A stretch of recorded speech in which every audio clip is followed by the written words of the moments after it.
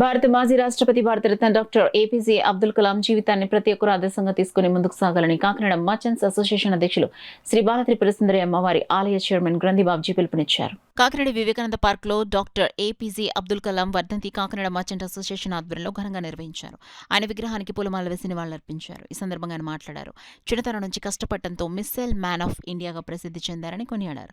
1998వ సంవత్సరంలో ప్రోక్రాన్-2 అణు పరీక్షలో అబ్దుల్ కలాం ముఖ్య పాత్ర పోషించారని, క్షిపణి ప్రాజెక్టుల అభివృద్ధికి ఎంతగానో కృషి చేశారన్నారు. దేశానికి ఆయన చేసిన సేవలు ఎప్పటికీ మరిచిపోలేనివని పేర్కొన్నారు. అబ్దుల్ కలాం సేవలకు గుర్తింపుగా భారతదేశ అత్యున్నత పురస్కారాలైన పద్మభూషణ్, పద్మవిభూషణ్, భారతరత్న పురస్కారాలు లభించాయన్నారు. ఈ కార్యక్రమంలో కాకినాడ మర్చెంట్ అసోసియేషన్ కార్యదర్శి భూస్వామి, ట్రెజరర్ తాళ్లూరి కనకరాజు, సభ్యులు వెంకన్నబాబు, చండక్ బ్రదర్స్, రాజా, వివేకానంద వాకర్స్ అసోసియేషన్ సభ్యులు రామారావు, పి కాశీనేమాని, సత్యనారాయణ, గోపాల్ రెడ్డి, సుంకర శ్రీను, నేతి ప్రకాష్, చుండు సాయిబాబా, బూరిగా ఆశీర్వాదం, కొండరాంబాబు, నాగేంద్ర కుమార్, గ్రంథి వెంకటేశ్వరరావు తదితరులు పాల్గొన్నారు. గొప్ప వ్యక్తి విగ్రహాన్ని కాకినాడలో ఏర్పాటు చేయడం అనేటువంటి అదృష్టం మా అసోసియేషన్కి వచ్చిందని చెప్పేసి గర్వంగా చెప్తున్నాం.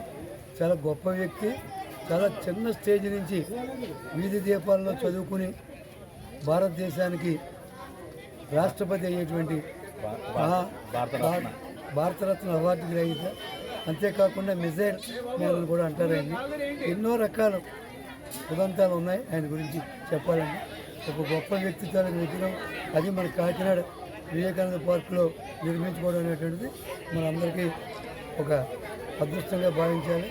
అలాంటి వాళ్ళని తలుచుకోవడం ఉంటేనే చాలా చాలా చాలా అదృష్టంగా భావించాలి. మీ అందరికీ కూడా తెలియదు.